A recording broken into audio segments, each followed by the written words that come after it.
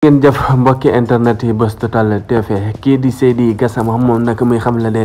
kii di Juan Branco ak dugg sim fii si Sénégal moom nag dafa peese li nga xamante ne si rek moo di étape Sénégal ndaxte nag ñëw na fi banu jàpp ko rek daat koy yóbbu fële sa Rebeuss moom nag jamono ji mën na Juan Branco visite ba moo bëggoon a amal li nga xamante si fii di Sénégal mate na li nga xam ne moo di mission ndax dem na fële sa Rebeuss ba xam ne rek condition yi nga xamante ne si ne ñanu jàpp foofu lan fa nekkee moo tax na rek kii di Juan Branco rek li mu bëggoon lépp rek daal na koy am daal di tëmbal ki nga xamante ne si ne moo di étape Sénégal si ab PS moom Juan Branco mën na ne kat bu ñibbee fële sa réewum bitim réew dina gën a yaatal si condition yi nga xamante ne si ne rek ñii di ay détenu ñi nga nekkee si prison bi ak justice bi nga xamante ne si ne rek das koy wéy di caxate moom Juan Branco mën na ne loolu lépp rek daf ko bëggoon a gën a xam bëgg see gën a may preuve kon nag bu demee bu moytuwul ñii di Sénégal danañ gën a mën a am li nga xamante ne si ne moo di problème ki nga xam ne moo di Juan Branco ndax ñu si bëri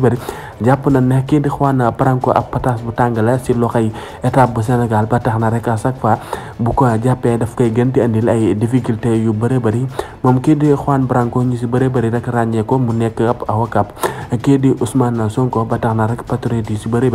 das koy amee bu baax a baax moom kii di Juan Branco waaye leen te abonné te partage te like vidéo yi baax a baax yéen ñuy topp saa su ne su suñu chaîne bi si Buzz Total TV abonnez-vous.